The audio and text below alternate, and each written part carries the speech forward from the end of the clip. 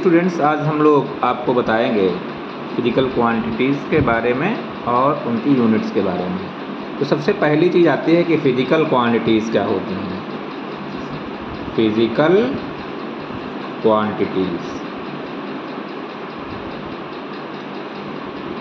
Quantities क्या होती हैं। तो सबसे पहले हम बताएंगे व्हाट आर फिजिकल क्वांटिटीज़। तो सच क्वांटिटीज़, ऐसी quantities in terms of which all the laws of physics, all the principles of physics are described and measurement is necessary. तो physical laws and principles of physics,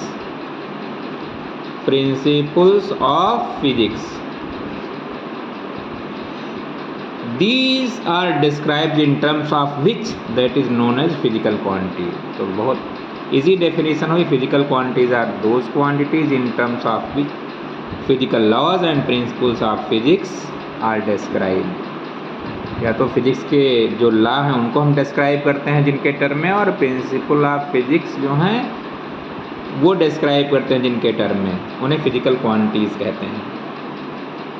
देखिए, इनका जो measurement है वो necessary है। तो physical quantities का जो मेज़रमेंट है, measurement that is necessary. The measurement of these physical quantities is necessary.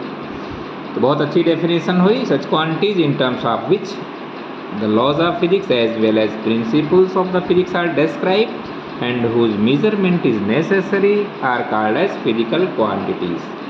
उन्हें हम फिजिकल क्वांटिटीज़ कहते हैं। अब मेज़रमेंट प्रोसेस क्या होता है इनका, जब हम इनको मेज़र करते हैं तो what is measurement process. Actually measurement process is nothing. Process of measurement is basically the process of comparison. अगर हम देखें तो जो भी चीज़ हम मेज़र करते हैं, the measurement is always taken comparative to other object. तो process of measurement is nothing but it is basically the process of comparison. कैसे इसको हम कहेंगे, कंपैरिजन है। Suppose the height of a person is 1 metre और 1.1 metre. इसका मतलब है कि it is having height 1.1 metre with respect to that which is having 0 metre. 0 के रेस्पेक्ट में लिया गया है। लेकिन अगर वो टेबल पे खड़ा हुआ है तो उसकी हाइट 2.5, 3.5 आ सकती है। तो it means with respect to ground it is 2.5, 3.5, but with respect to table इसकी एक्चुअल हाइट ही मानी जाएगी। तो measurement process is nothing but it is just process of comparison. Now I will discuss you about units of these physical quantities.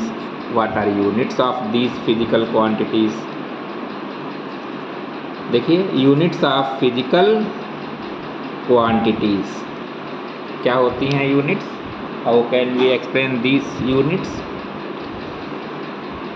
तो choose an standard of a quantity which is exactly having same nature as that of physical quantity, that is known as unit of the quantity. It means choose N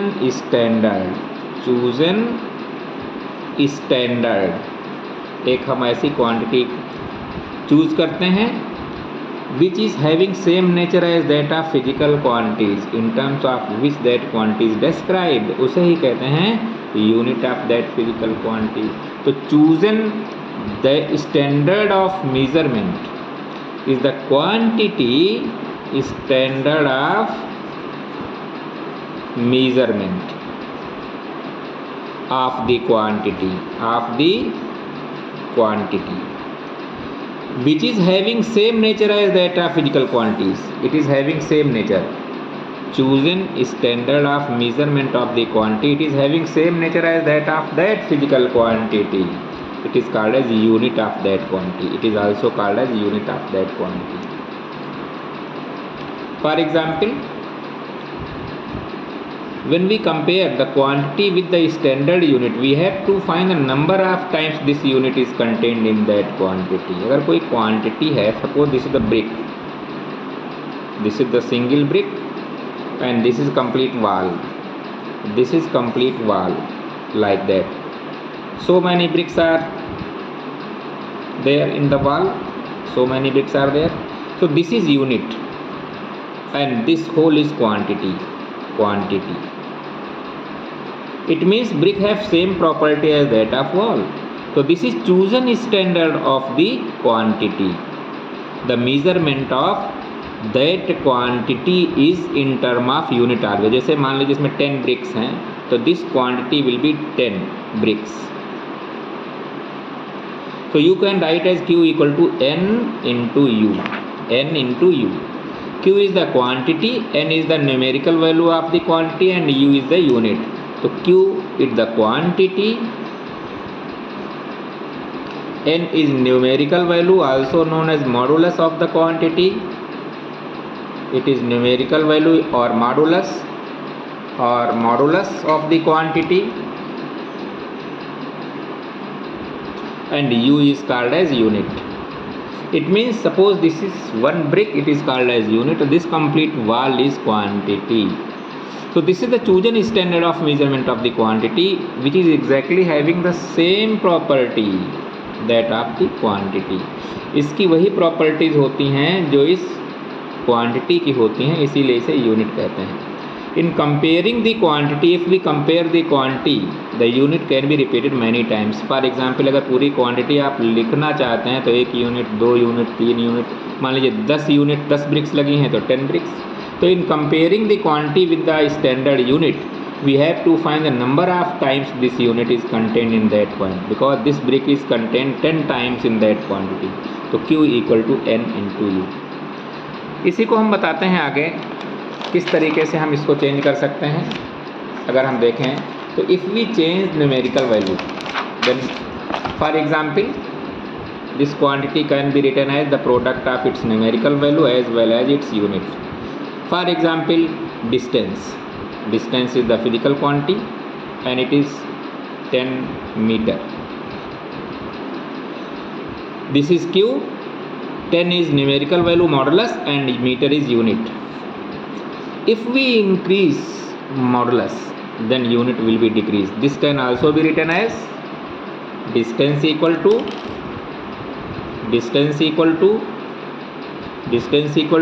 10 into 100 metres की जगह centimetre, 1000 centimetre.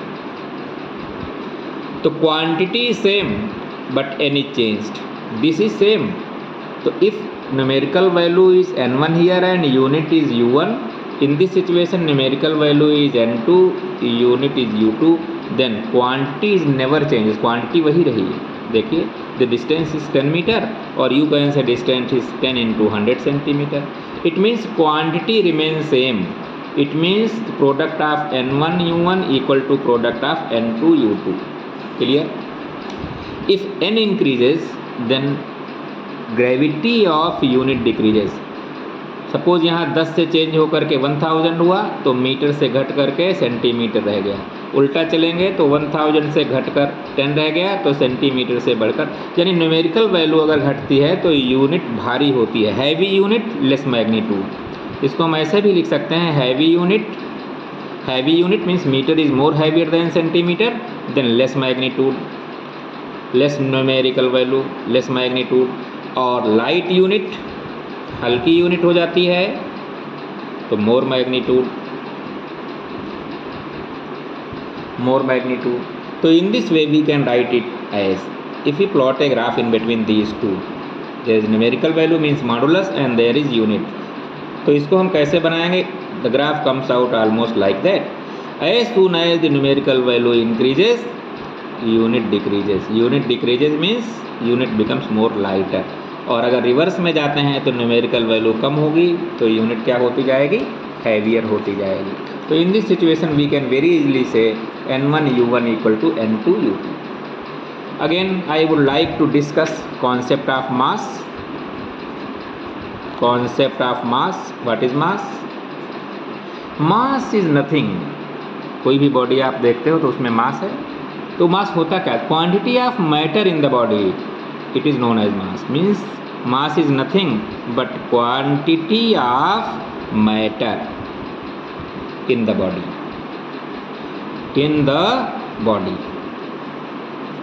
How much matter is contained in the body it is known as मास।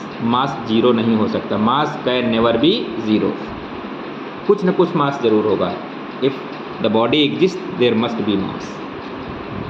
तो concept of mass is nothing but it is the quantity of matter contained in the body.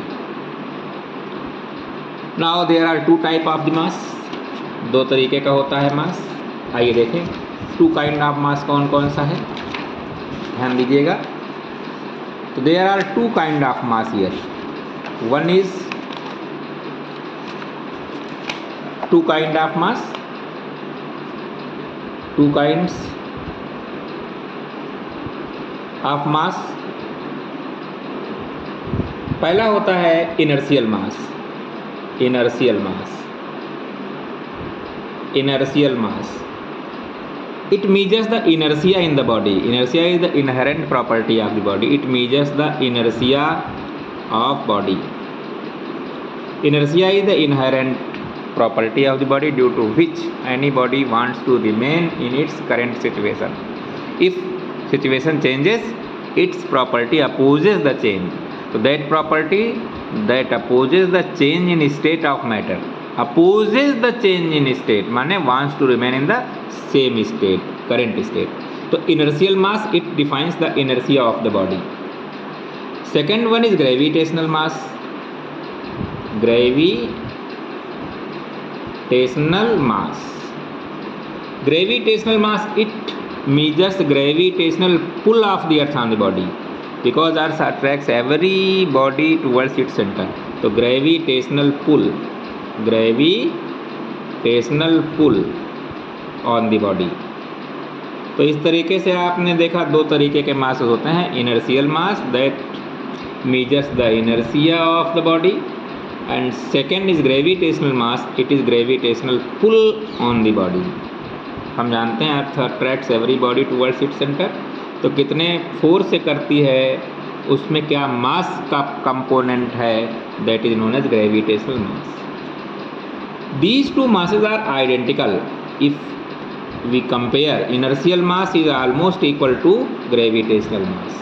So value of these two type of the masses are identical and its unit is MKS unit, that is kilogram. The unit of mass is kilogram and this is equivalent to mass of 1 decimeter cube of water at 4 degree centigrade. तो 1 kilogram is nothing but mass of 1 decimeter volume, decimeter cube of volume of water, of volume of water at 4 degree centigrade. माने water को 4 degree centigrade पे लें और उसका अगर volume 1 decimetre cube है तो उसका जो मास होगा वही 1 किलोग्राम होगा। तो this is just mass of the gravitational mass and inertial mass of the body. In the same way, how can we measure? Mass of the body does not depend on the temperature, not depending on the temperature, not depends upon temperature. Mass temperature पे depend नहीं करता, pressure पे नहीं depend करता, not on pressure, pressure पे depend नहीं करता, and location of the body, not on the location of the body in space, on the location of body in space, इन पे डिपेंड नहीं करता। यानी उसका टेम्परेचर क्या है, मास वही रहेगा, प्रेशर क्या है, मास वही रहेगा, और स्पेस में बॉडी कहाँ है, ये भी वही रहेगा। ठीक है। बहुत स्मॉल पार्टिकल्स हैं, जैसे प्रोटॉन है, न्यूट्रॉन है, इलेक्ट्रॉन है, स्मॉल पार्टिकल्स, एटॉमिक पार्टिकल्स हैं, उनका मास हम कैसे मेजर करते हैं, मास स्पेक्ट्रोग्राफ से। जैसे प्रोटॉन है, न्यूट्रॉन है, इलेक्ट्रॉन, इनका जो मास मेजर करते हैं वो मास स्पेक्ट्रोग्राफ से मेजर करते हैं, मास स्पेक्ट्रोग्राफ इससे मेजर करते हैं। और जो बड़े मासेस हैं, अर्थ है, मून है, सन है, उनको देखते हैं तो उनको ग्रेविटेशनल मेथड यूज़ करते हैं। तो mass of heavier objects, heavier objects, heavier objects कौन से हैं, अर्थ है, सन है, मून है, इनको हम मेज़र करते हैं ग्रेविटेशनल मेथड से यूज़ करते हैं, ग्रेविटेशनल मेथड। तो this was all about concept of mass. Thank you.